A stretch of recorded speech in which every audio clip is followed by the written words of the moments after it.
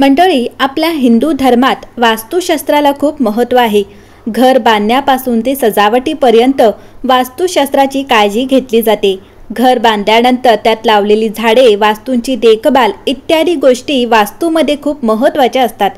त्याचप्रमाणे इतरही काही उपाय केले जातात ज्यामुळे घरात सुख समृद्धी टिकून राहते। आता सकाळी उंबरठ्यावर पाणी शिंपडण्याचे काही प्रयोग देखील खूप शुभ मानले जाते। वास्तुशास्त्रानुसार घराच्या मुख्य दरवाजात पाणी शिंपडणे शुभ मानले जाते। असे मानले जाते की दररोज सकाळी लवकर उठून स्नान केल्यानंतर घराच्या मुख्य दारावर तांब्याच्या कलशात पाणी शिंपडावे। हा उपाय केल्याने घरात सुख समृद्धी आणि धनधान्य वाढते। त्यामुळे घरातील कलह कमी होतो, घरातून नकारात्मक ऊर्जा निघून जाते। असे केल्याने घरात सकारात्मक ऊर्जा राहते। मंडळी, वास्तुशास्त्रानुसार आठवड्यातून एकदा घराच्या मुख्य दरवाजात मिठाचे पाणी शिंपडावे। असे मानले जाते की मीठ हा नकारात्मकता दूर करतो। यासोबतच खारट पाणी शिंपडून रोग, दोष इत्यादी सर्व दूर ठेवता येतात। त्यामुळे तुम्ही हा उपाय अवश्य करावा। वास्तुशास्त्रानुसार घराच्या मुख्य दारावर हळद मिसळलेले पाणी शिंपडणे खूप शुभ असते। रोज सकाळी उठल्यावर अंघोळ करून तांब्याच्या कलशात पाणी भरून त्यात चिमूटभर हळद टाकावी। त्यानंतर हे पाणी मुख्य दरवाजाच्या दोन्ही बाजूला शिंपडावे। असे केल्याने आजूबाजूचे वातावरण निरोगी राहते, तसेच घरात धनसंपत्तीची कमतरता भासत नाही। मंडळी, आजच्या काळात घराच्या प्रत्येक दारावर दरवाजाच्या चौकटी बनवल्या नसतील तरी स्वयंपाकघर आणि घराच्या मुख्य दाराच्या चौकटी असायलाच हव्यात। खरे तर लाकडी दरवाजाची चौकट शुभ मानली जाते, पण जर तुम्हाला हवे असेल तर तुम्ही तुमच्या जीवनशैलीनुसार संगमरवरी दरवाजाची चौकटही बनवू शकता। वास्तविक दरवाजाच्या चौथ्या भागाला दरवाजाची चौकट असे म्हणतात। असे म्हटले जाते की दरवाजाची चौकट घरामध्ये घाण आणि नकारात्मकता प्रवेश करण्यापासून रोखते। हे आणखी पवित्र करण्यासाठी मुख्य दारावर ओम आणि स्वस्तिक ही धार्मिक चिन्हे लावावीत। तसेच दरवाजाच्या चौकटी बाहेर रांगोळी काढून तुम्ही ती आणखी सुंदर आणि शुभ करू शकता। मंडळी, दरवाजाची चौकट घराची सीमा ही परिभाषित करते।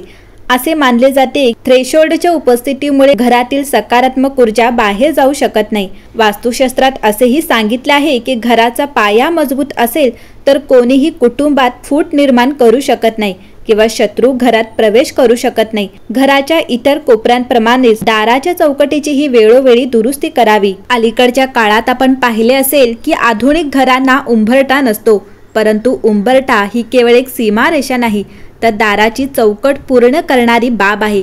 म्हणून पूर्वापार हिंदू संस्कृतीनुसार घरांना उंबरठा असे वास्तुशास्त्रात त्याला अतिशय महत्त्व आहे। घरात श्रीलक्ष्मी नांदावी, ती बाहेर जाऊ नये, तिला घरात थांबवून ठेवता यावे म्हणून उंबरठा बांधला जातो।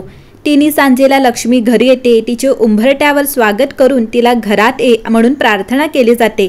उंबरठ्याला महत्त्व एवढे की पूर्वी घराघरातून रोज सकाळी त्याची पूजा होत असे। अंगणाबरोबर उंबरठ्याशी रांगोळीची 2 बोटं काढली जात असे। तिन्ही सांजेला उंबरठ्यापाशी दिवा लावला जात असे। नव्या नवरीच्या पायगुणाने घरात धनधान्य समृद्धी यावी म्हणून आजही गृहप्रवेश करताना तिला उंबरठ्यावर माप ओलांडून आत घेतले जाते। अतिथी असो किंवा अन्य कोणीही व्यक्ती घरात थेट प्रवेश करू नये म्हणून त्याला उंबरठा ही सीमारेषा आखून दिलेली असे। घरातल्या व्यक्तीची अनुमती असेल तरच ती व्यक्ती घराचा उंबरठा ओलांडून आत येऊ शकते। त्याचप्रमाणे घरातील सदस्यांना वेळेचे, संस्कारांचे, कुळाचे कायम स्मरण राहावे।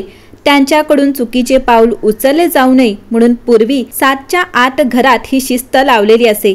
7 नंतर घरातील कोणीही सदस्य कामाशिवाय घराचा उंबरठा ओलांडत नसे। आज काळ बदलला आहे। आताच्या व्यस्त जीवनशैलीमुळे 7च्या आत घरात हा नियम लागू करणे शक्य नाही। तरी देखील घराचा उंबरठा आजही घराची शिस्त, संस्कार यांची आठवण करून देतो। बाहेरची कितीही नकारात्मक शक्ती असेल तरी ती घरात प्रवेश करू शकत नाही, कारण घराचा उंबरठा वाईट लहरी, वाईट शक्ती, वाईट विचार घराबाहेर ठोपून ठेवतो। अशी पूर्वापार श्रद्धा आणि लोकांना आलेला अनुभव आहे। मंडळी, उंबरठ्याच्या खाली चांदीची चपटी तार ठेवली तर वास्तूत सुख समृद्धी नांदते असे वास्तुशास्त्र सांगतात। म्हणून घराच्या आतील खोल्यांना उंबरठा नसला तरी चालेल, परंतु प्रवेशद्वाराला उंबरठा अवश्य बनवून घ्या। मंडळी, आपल्या सनातनी धर्मात घराची पायरी, उंबरठा आणि तुळशी वृंदावन या घरातील सर्वाधिक महत्त्वाच्या बाबी असतात। शहराच्या तुलनेत गावाकडे मुबलक जागेमुळे घरात प्रवेश करताना प्रथम 2 ते 3 पायऱ्या चढाव्या लागतात आणि त्यानंतर घराचा पवित्र उंबरठा नजरेसमोर येतो। उंबरठ्याची चौकट किंवा जाड आणि रुंद असावी, त्यासाठी फणस, सागवान, शिसम यापैकी कोणतेही लाकूड वापरावे याबाबत घर उभारणीपूर्वी मोठा खल होतो। सध्या स्थितीत सागवानाच्या लाकडामध्ये थोडा अधिक रुंदीचा उंबरठा तयार करण्यावर भर दिला जातोय असे दिसून येते। आधुनिकतेची आस कोणालाही लागली असल्याने प्रवेशद्वाराची चौकट आणि घराच्या मागच्या बाजूला असणाऱ्या दरवाजाची चौकट लाकडी असते। मुख्य प्रवेशद्वाराच्या लाकडी बाजूंना चौकट म्हणण्याचे मुख्य कारण म्हणजे याला छोट्या 2 आणि मोठ्या 2 अशा 4 बाजू असतात।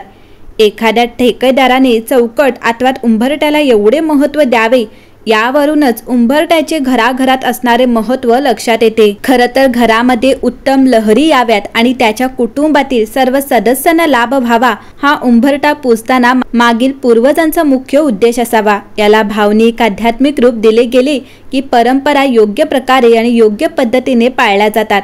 म्हणूनच पूर्वजांनी अशा आदर्श प्रथा रूढ केलेल्या असाव्यात। उंबरठ्याला मस्तक टेकून घरामध्ये प्रवेश करणारी भावनिक मंडळी आजही आहेत।